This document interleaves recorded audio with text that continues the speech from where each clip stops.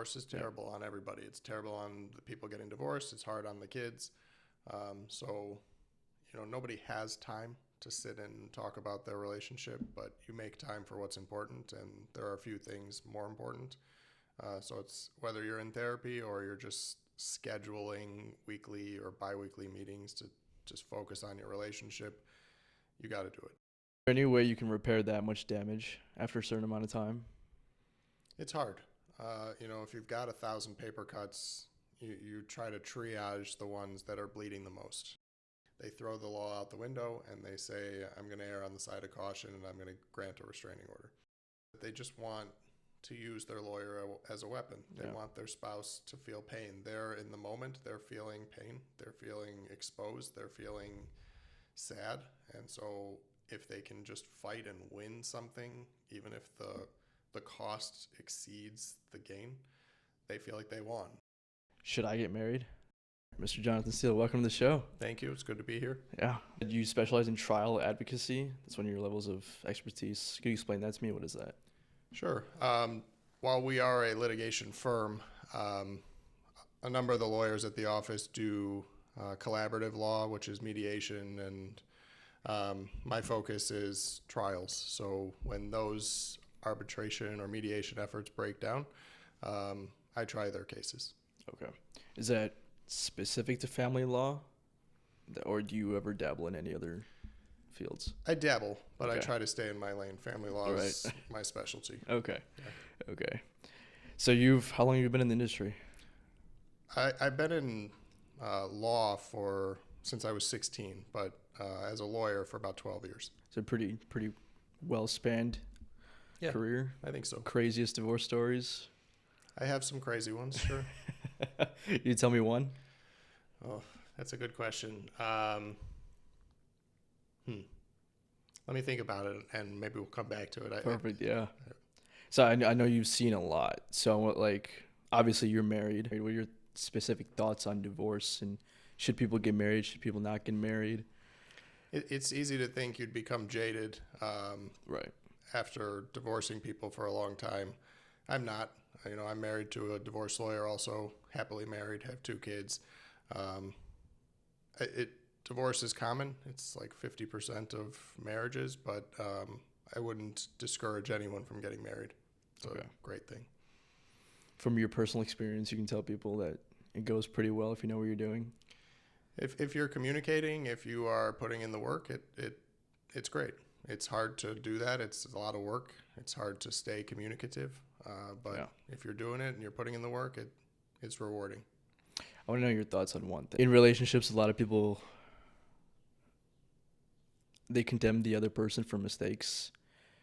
But then I came to the realization, it's not you versus me, but it's us working together. So if I see you make a mistake, I shouldn't admonish you for it, but I should help you overcome it and give you the right advice. Is that something you think is correct? Or? Yeah, I think it's important to look at marriage as a partnership. You're a team. It should be you against the world. Yeah.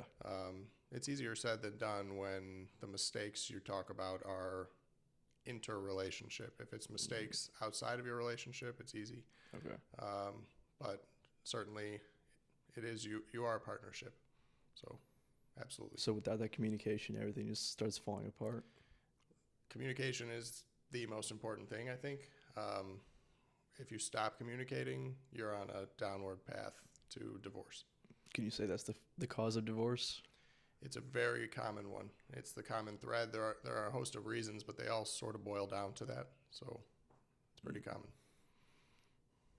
Would you say therapy is helpful in all cases or no? You mean couples counseling? Yeah. I have mixed feelings on it. I think it depends on your therapist. There are a lot of couples therapists that they sort of lack the spine. I know that's not a nice thing to say about people, but they're not strong enough to really lean on people the way they need to be leaned on. They try to walk the line in the middle, and they sort of just play mediator, which doesn't always help. Really? Yeah, I mean, you would think that the therapist is trying to be the mediator as much as possible. They do.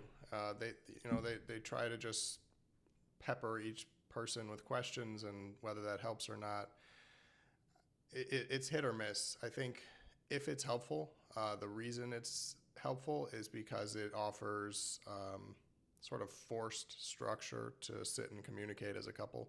It's easy to get swept up in, the day to day. Certainly if you have kids, it's hard to sit down and have an hour where you're just focused on your relationship. Whereas if you have an hour set aside every week where you're forced to sit and talk because of the structure of therapy, then it's beneficial. So if you take away therapy and you want to sit down just by yourself, like you said, there's may not be time for that, but the alternative is divorce or, very bad things, very bad separations, bad for the kids, It's I don't know if it's a tough choice to make, but it's definitely one to think about. The alternative is horrible. Divorce is terrible on everybody. It's terrible on the people getting divorced. It's hard on the kids.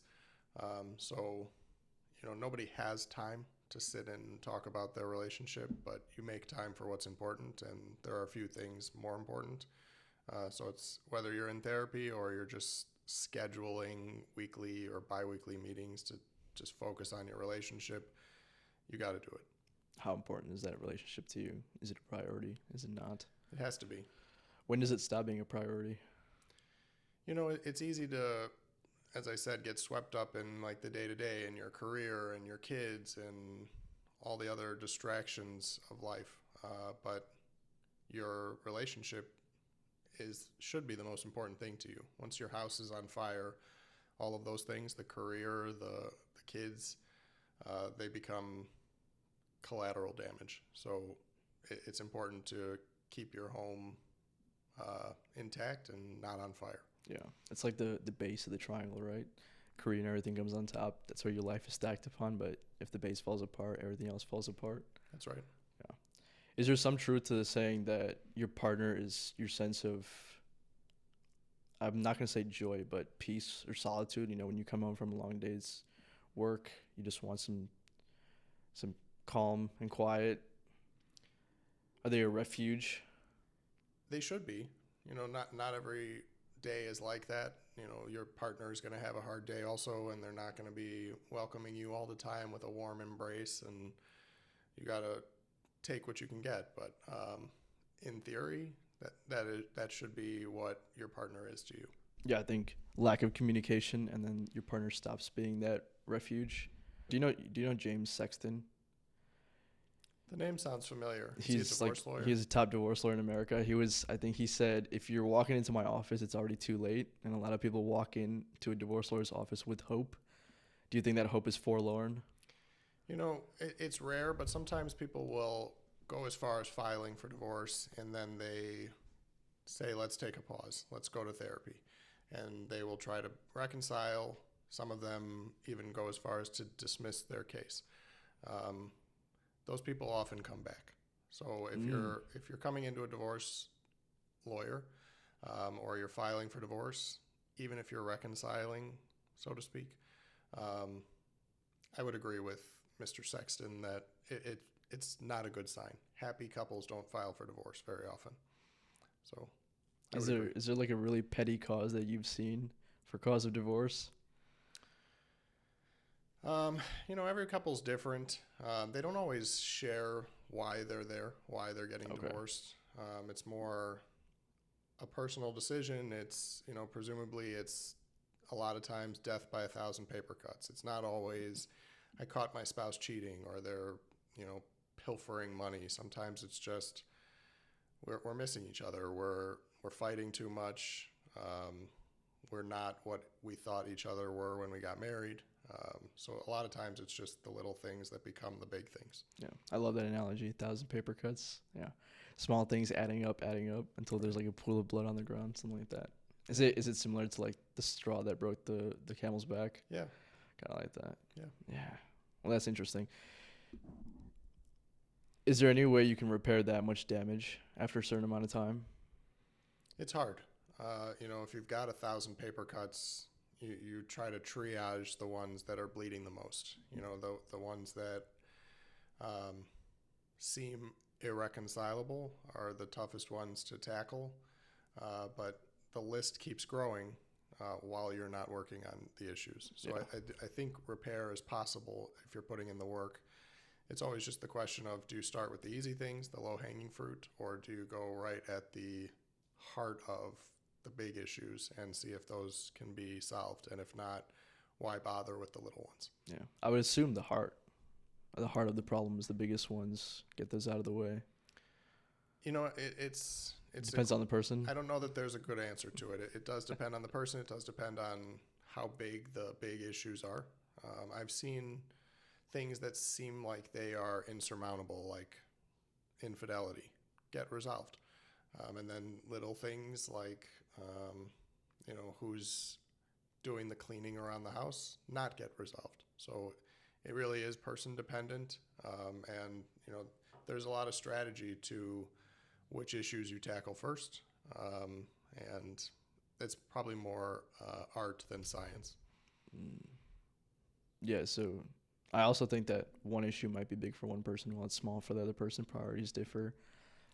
Yeah, and I think it's important to grab wins. If they're small, but they're low-hanging fruit, and it's important to try to build momentum. So if you're resolving little issue after little issue after little issue, then you're both encouraged in the process. You're resolving things don't seem insurmountable.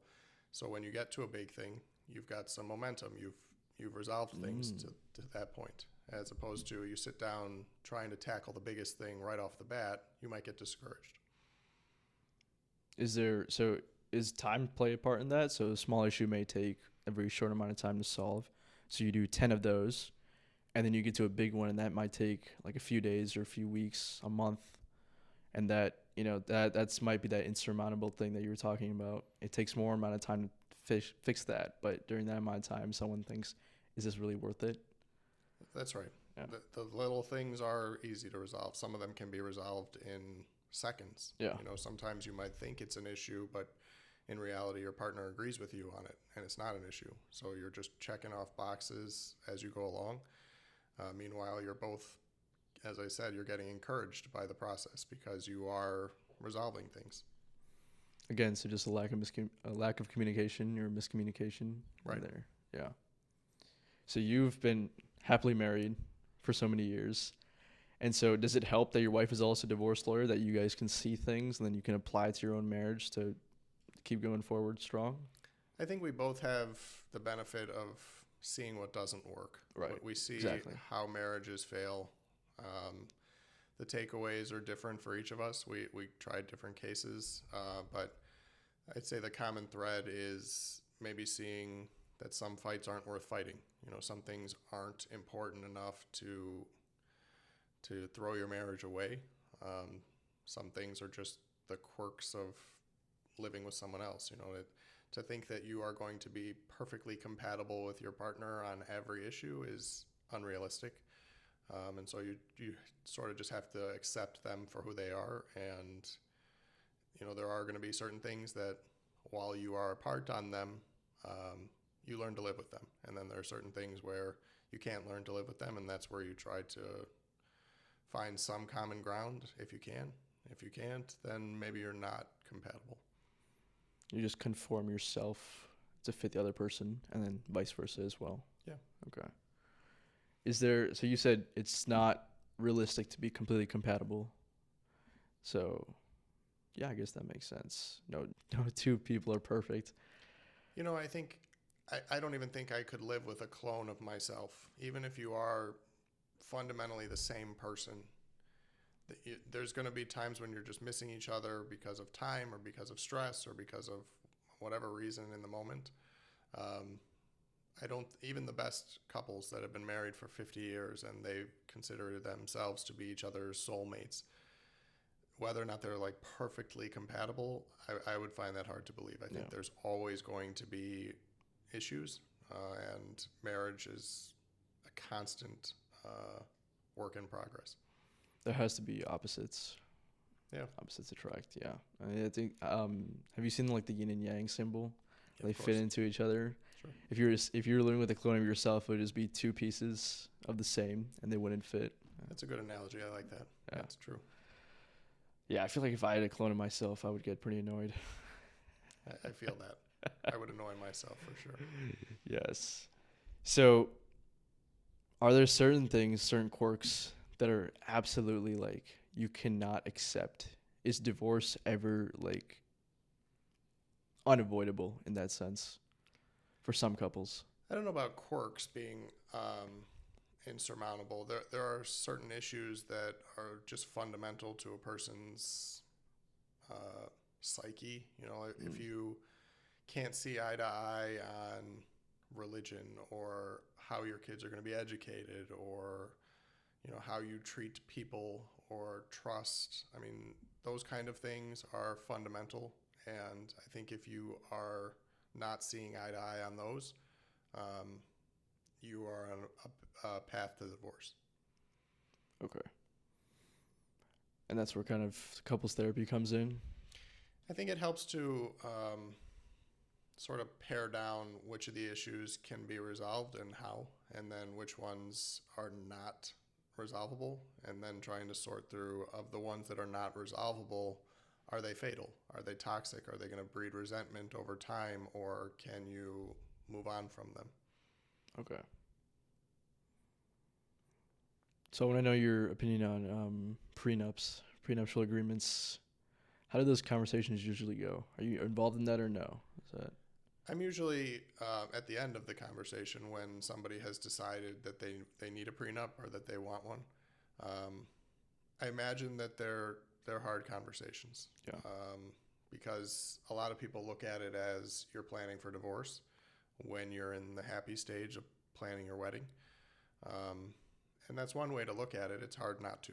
Uh, the other way to look at it is you're just planning a fair future for yourselves, both of you. A good prenup benefits both sides. It just takes the uncertainty out of divorce. It takes the acrimony, the time, the money out of a divorce, if there is one. And they're invaluable. They're important whether you come into your marriage with money or not. That's, a lot of people think, well, I don't have any money, so what's the point? And it's sort of the opposite. If you come into your marriage with money, as long as you keep it separate, it's yours when you leave anyway. The prenup is just to avoid uncertainty. It's to try to spell out um, what the outcome of a divorce is going to be, so that you're not leaving that to a judge who is not going to take the time to learn the intricacies of your relationship. They're just going to take a meat cleaver and do it inartfully. Yeah. So it is important. It's a matter of perspective. Nobody wants to think about dying, but people buy life insurance. Nobody Right. wants to think about their house burning up, but they buy fire insurance for their homes. It's an insurance policy. It just makes sure that in the event of a divorce, which is, as I mentioned, a 50% chance on all first-time marriages, that you're not just wasting a ton of money on a divorce and leaving it to a judge to sort through. Yeah. Rather take it into my own hands, decide beforehand. Right. You said a good prenup benefits both sides. How does that usually look? Well, I mean, it depends on what each side wants out of their prenup, what they're coming into the marriage with. But an overly oppressive prenup can be challenged and invalidated. So ideally, it's fair to both sides. So an example would be that if a man comes into an engagement with $10 million in the bank, the woman comes in with nothing. The prenup would often say that the man walks out with his $10 million. And maybe the wife in the prenup would be waiving maintenance or alimony, but there might be sort of like a structured buyout at the end. While I'm keeping my 10 million for the first 0 to 5 years that we're married, I'm going to give you $250,000 if we get divorced. For the next 5 to 10 years that we're married, maybe I'm going to give you $500,000 if we get divorced, and just sort of structure up from there, such that the wife, isn't walking out Just with nothing. destitute with Yeah. nothing. There's an enterprise theory of marriage, that it's a partnership and that you're enhancing each other's lives and careers. And so for her to walk out of that situation broke is not fair. And so you're providing for her, you're providing her some certainty.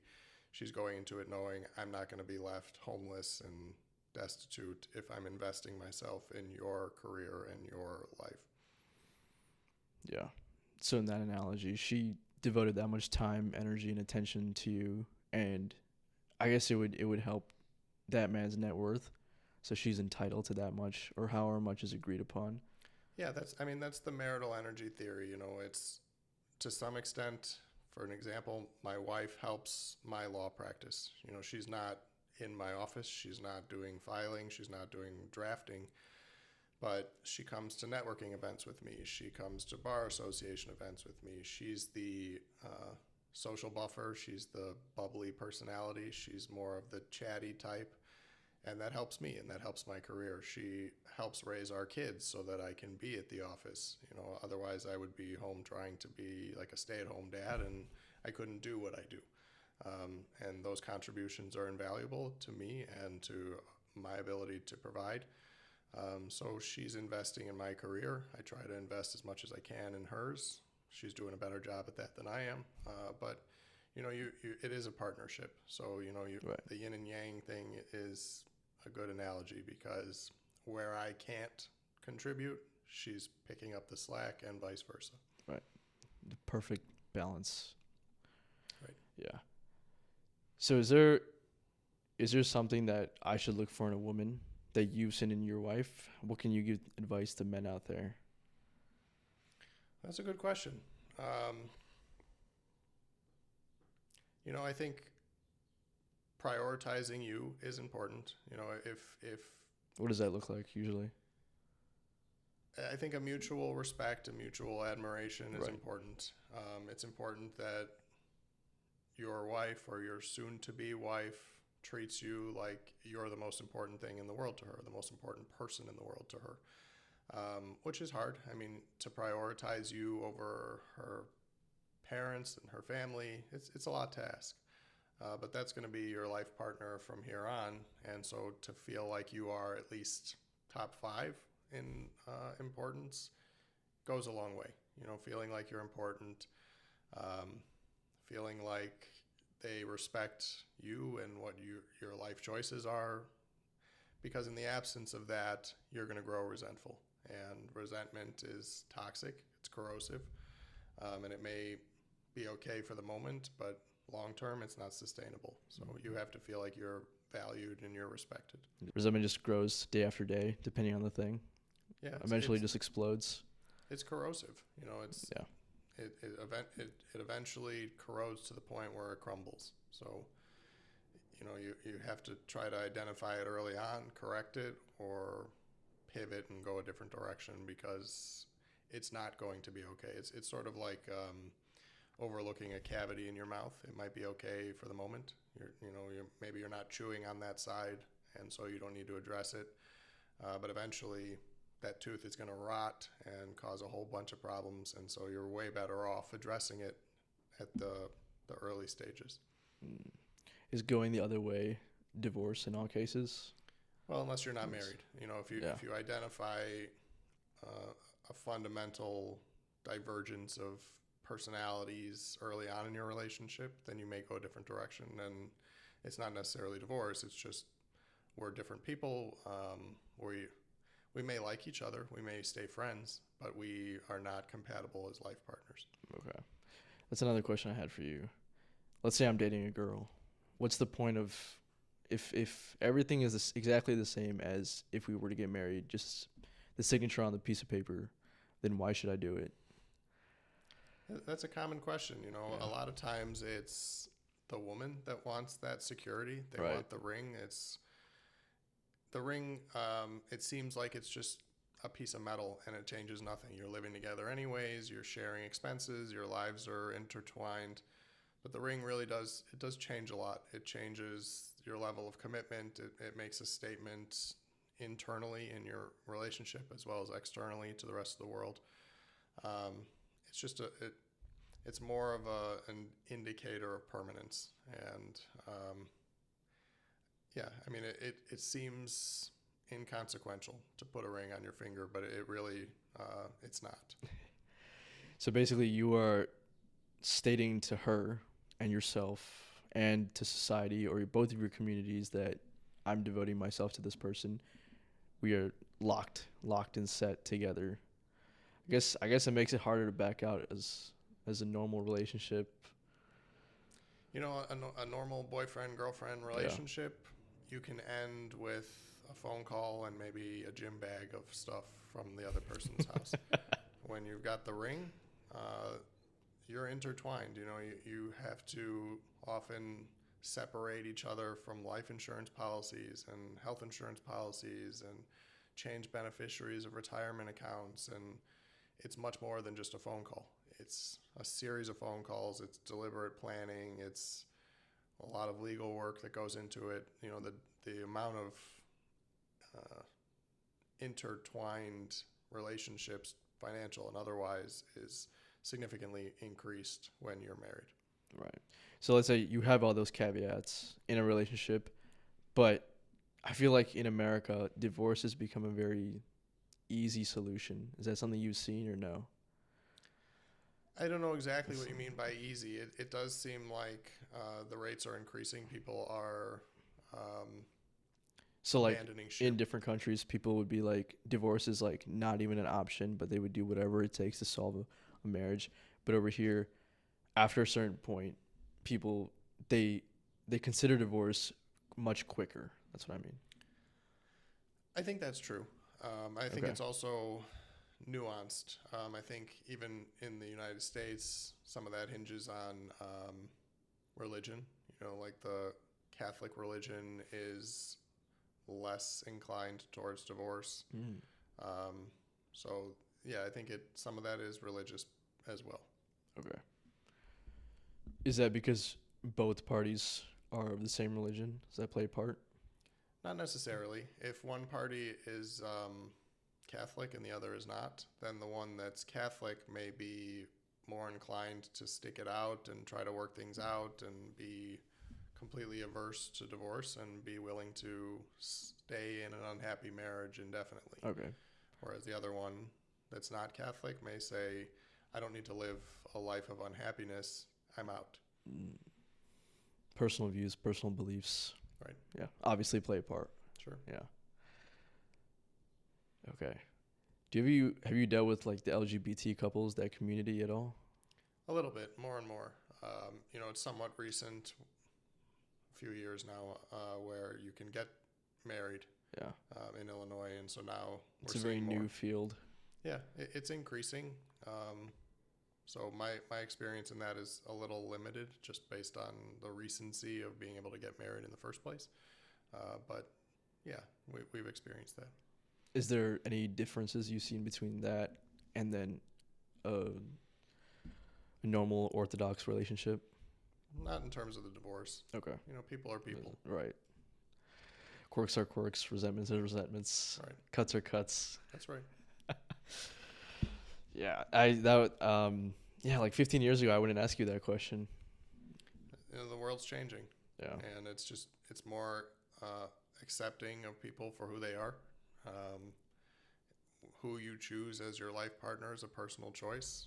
The government, the state really shouldn't play a role in saying who you can and can't marry, who you can and can't divorce, who you can and can't be life partners with. And, you know, you asked me earlier what real significance is there to the ring if you're living together anyway. Well, ask that to the homosexual couples that were eagerly awaiting the ability to get married. You know, being able to be each other's beneficiaries on insurance policies, things like that, are important to people. And before you could get married, that would be a hindrance.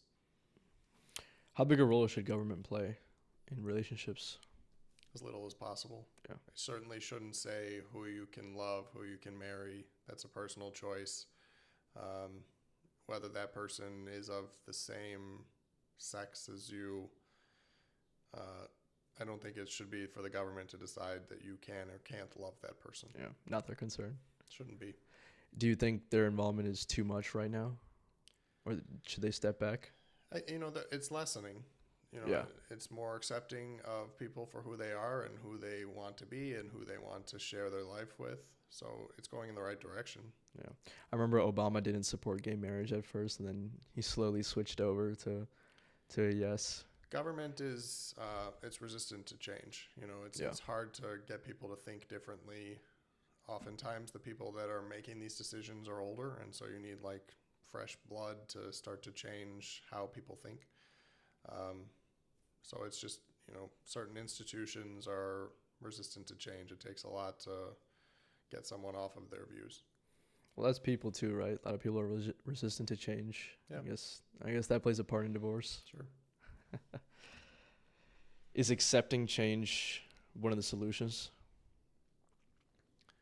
To divorce? Yes. In relationships? Yeah, I mean, I think it's accepting someone for who they are and accepting, being willing to not necessarily change who you are as a person. I don't know that people fundamentally change. I don't think people become different, whether they're in therapy, whether they're working on their marriage or not. But you can learn new skill sets. You can learn how to treat your partner differently, how to treat them better. I don't think you can wake up and just be a different personality. I don't think that happens. But certainly you can learn new skills. So you're saying over an extended amount of time, your inner self, that personality doesn't change. You're just one person throughout? I think for the most part that's true. And, there's a common saying, at least amongst divorce lawyers, that sometimes the wife gets unhappy during the marriage because they got married thinking they could change their husband, and they get frustrated that they couldn't. Whereas men get frustrated because they thought their wife would stay the same person and she changed. So it's the opposite there. But I think fundamentally people are who they are. I don't think you can just wake up one day, no matter how much therapy you engage in, how much work you put in, and be a kind person if you were not a kind person before. Be a caring person if you were not a caring person before. But you can learn skills. If you're not a talkative person, if you're not a social person, you can learn skill sets. You can't change from an introvert to an extrovert or from an extrovert to an introvert, but I think you can practice and improve your skills in communicating. So I don't think you can change who you are, but you can improve your skills. Okay. So you're just taking that step forward each time. You said that men expect women to stay the same and women think they can change men. Where does that come from? Is that like that's just a biological thing, men and women, or is there an origin point? I don't know the answer to that. It does seem like there's some, I don't know if it's hard to tell if it's true or if it's just a saying, but I've witnessed it on both sides where I've represented a man or I've represented a woman, and I've heard she's just not the same anymore. She changed. Or he's the same person he is when I married him. I can't stand it anymore. Well, did you think he was going to be a different person? Why'd you marry him if you didn't like him, who he was when you married him? Do women that find a man that they like as he is, do those relationships last longer? Hard to say. It does beg the question, though, if you didn't like the person that you married, why did you marry that person? And so I think it probably will bode well for the survivability of your marriage if you're liking the person that you're marrying. What about for men? If the woman stays the same, is there a high likability of the relationship surviving? I think so. I think if I don't know that women are changing. I don't know that you can change who you are. But if the man's perception is, I married one person and now she's a completely different person, and that's not who I married and it's not who I want to stay married to, that seems calculated to lead to divorce. Whereas if she continues to be who you fell in love with and who you married, maybe there's a better chance of wanting to stay in that marriage. People talk about keeping the fire going in a relationship or a marriage. What does that mean? It's easy, as I mentioned, it's easy to get swept up in the day-to-day. It's easy to, come home, want to just veg out, turn your brain off, watch TV. Or it's easy to get sucked into your phone and get into the endless scrolling of Instagram and social media. And it's important to know that your spouse is sitting next to you, and that's important.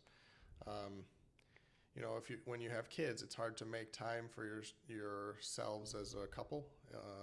Kids are demanding of your time and your energy and your money, and it's easy to stop dating, to stop taking your wife on dates, and to stop prioritizing your relationship. You can't. Your kids need you as your best versions of yourselves, and they need you to be strong as a couple. And so your marriage has to come first. You have to prioritize the health of your marriage. You have to have date nights, even if you are married and you have kids. You can't stop dating. You can't stop whining and dining just because she said yes. That never stops. Yeah. When you put the ring on, things get more serious but easier because she's not going to go anywhere. But it's easy to get complacent. Yeah, exactly. And say, why do I need to wine and dine my wife? She said yes. She's mine. She lives in my home.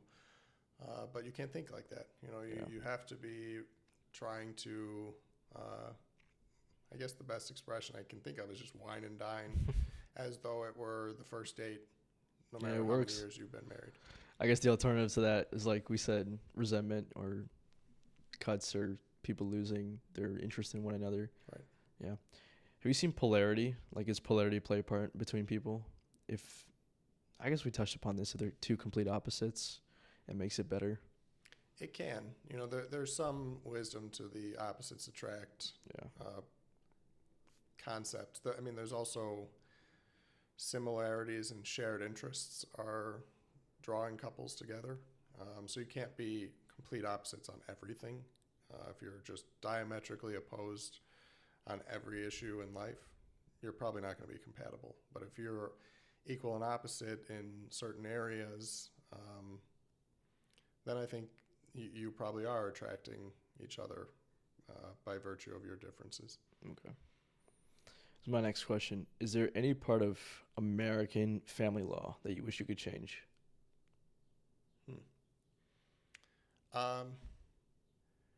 Sure. I think that at least in divorce, the law doesn't matter all that often. And it sounds silly, but judges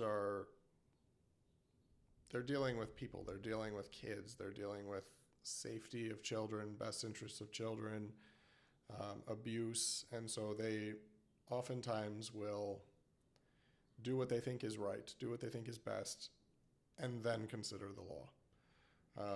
I think that's backwards. I think that you have to consider the law. I think you have to apply the rules. I think you have to apply an evidentiary standard to the proceeding, even if it results in what seems like an unfair outcome. Otherwise, as lawyers, we can't advise clients. We can't have an expectation of what's going to happen when you walk into a courtroom, because you're just up to the whims of the judge and how they feel that day, how they feel about your client, how they like your tie, and it's tough. Whereas if you walk into every courtroom knowing the judge is going to apply the law, there's a measure of predictability and consistency, and so you can advise clients, this is what will happen. Without that, it's sort of a circus. We tell clients the best we can, if the law were to apply, this is what's going to happen. But now you're going to ask me what is going to happen, and I have no idea. It depends on the judge. It depends on the day. It depends on how you present yourself.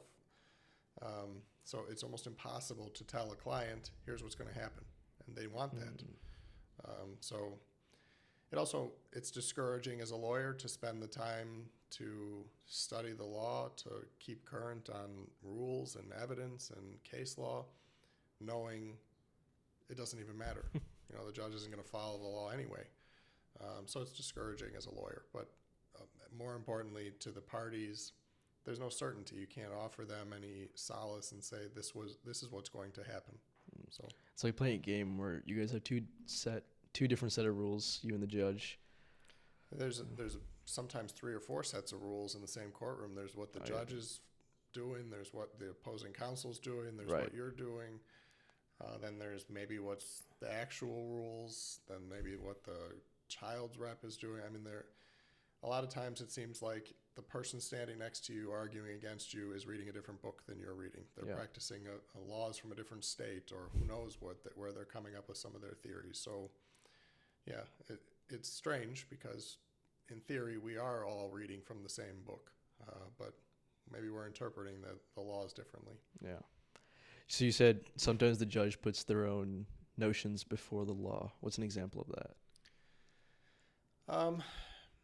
So in a case of like an order protection, for instance, if a child is sought to be a protected party because of abuse, if the sole basis for seeking an order protection is your child came home and they said, "Dad hit me," that statement is hearsay.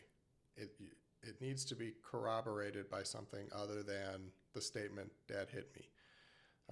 And judges shouldn't allow that statement in. They shouldn't allow an order protection to be granted solely based on that statement alone. But good luck getting a judge to not do it. They hear a child's being abused, they throw the law out the window, and they say, "I'm going to err on the side of caution, and I'm going to grant a restraining order." And that's not fair, because kids have fanciful imaginations. Sometimes they completely made it up, and meanwhile, dad's not going to get to see his child because of something that the child supposedly said, or maybe mom made it up. So in that circumstance, it's an unfair application of the law. There is a reason for the legislature imposing a requirement that hearsay statements like that be corroborated by something more than just the statement itself. Without the laws, we fall into anarchy. Yeah, it's really just a gamble at that point if we're not applying the law as it's written. Yeah. Have you thought of your best divorce story yet? I don't see. I guess what it would be is just the pettiness of things that people have been willing to fight over. I've seen somebody that was willing to spend tens of thousands of dollars in a fight over a puzzle stool. And a puzzle stool, if you don't know, it's about a 2-foot-high stool that kids use to stand on at the foldable one? Maybe, to brush their teeth. Yeah. And the puzzle pieces might spell out their name. I saw parties that had a combined household income of $50,000 or so spend about $40,000 on each side to fight over the puzzle stool. And it's a stool that you could buy for $30. And it's a stool that I offered to buy for the client to just end the issue. And it was, no, it's the principal. It's a family heirloom. It's a family heirloom, really? Which, it didn't make sense. There's nobody else in the family with that name, so why would there be an heirloom? But, people get blinded in the moment. They're not thinking rationally. They're not thinking cost benefit. They're thinking, this is the principle. I want to make my spouse suffer the way I'm suffering. I want them to feel pain the way I'm feeling pain, and I'm going to use my lawyer to exact that revenge, and cost be damned. So I've seen people fight over that. I've seen people fight over laundry bags, over cups and spoons from the kitchen. And, I ask people that have kids all the time, do you want to send your own kids to college with the money that you could save not fighting over the cups, or do you want to send my kids to college? And they're lost on that question. Yeah. Do you ever think in those petty situations there's some underlying issue going on? That it's not really that, but that's just a mode of transmission? It almost always is that they just want to use their lawyer as a weapon. They want their spouse to feel pain. They're in the moment, they're feeling pain, they're feeling exposed, they're feeling sad. And so if they can just fight and win something, even if the cost exceeds the gain, they feel like they won. They feel like it was worth it. And that's almost always the motive behind some of these petty fights. Yeah. Humans are beings of emotion, not logic. Right. Yeah. So resentment grows up so much that they'll take any win at any cost. You know, the expression for it is it's a Pyrrhic victory. Sometimes people are willing to spend $10,000 to try to win $10,000, or they're willing to spend $10,000 to get $5, or they're willing to spend $10,000 to get nothing. And it's just an emotional decision. It's a decision fueled by nothing more than emotion and feelings. And lawyers, if they're good lawyers, they'll try to discourage you from picking that fight. But clients don't always listen. Yeah. So it's not about the tangible result that you get, but it's more the feeling of victory and the win that you receive afterwards. Right. Yeah. I guess that's a petty way to look at it. Is that unfortunate? It's easy to say that as an outsider to the decision. I've never been in the situation, so if you're inside it and you're feeling the emotions of it all, it's I can understand why people sometimes make those decisions. It's hard to zoom out and look at the big picture and see the forest through the trees and see some of these fights aren't worth fighting. Maybe you win. You know, people will fight over minutes of parenting time. They'll fight over hours of parenting time, not realizing it's really quality over quantity. And maybe you'll win I get to pick my child up at 3:15 from school instead of 3:30 at the cost of destroying your ability to co-parent with the other parent in the future. And that's a terrible calculus of cost benefit. You know, for the extra 15 minutes, now you can't communicate with your child's mother or your child's father. Who wins there? Yeah. Just to weigh both sides, the results. Right. Is that kind of when I know it's too late? When I think you can repair the co-parenting relationship if you. No, I mean in general, of all these petty things adding up. Yeah. I think so. Yeah. So you have transitioned to cybersecurity? I've taken on a new hat. I haven't transitioned away from law. Bit of both. But I've increased an interest in cybersecurity and privacy. I've always had the interest, but with the onset of COVID, where some people were going down weird rabbit holes of watching Tiger King and learning how to bake bread and things, I went a different direction, and I just went down a deep rabbit hole that I've still found no bottom to, which is security and privacy. I watched every YouTube imaginable on the subject. I've read all sorts of books and resources on it. I've taken courses to become certified in cybersecurity, and there's some overlap with what I do to pay the mortgage, which is my law practice. And so there's an interplay there. Yeah, that's a big jump from family law to. It is and it isn't. A lot of times people come in at the beginning of a divorce and they tell me that my spouse has access to my iCloud, my photos, my messages, my emails. Yeah. How do I unplug that?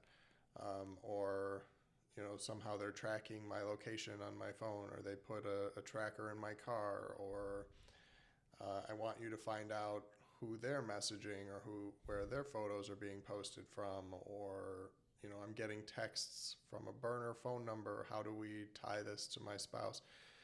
So having that knowledge and that skill set does play into what I do professionally. So I mean it is different. Obviously, if you want to become a lawyer, there's no requirement that you be versed in security or privacy, but it benefits clients. Yeah. So this is my final question to you, Jonathan. Should I get married? If you're in love, if you are, if you love your fiance or if you love your girlfriend, absolutely. How do I know if I love her? I don't think that's a question a divorce lawyer can answer for you, or anyone can answer for you, for that matter. It's a personal feeling. If she makes you happy, if you're excited to see her, if you can't wait to communicate, if you can't wait to text her when you're doing something,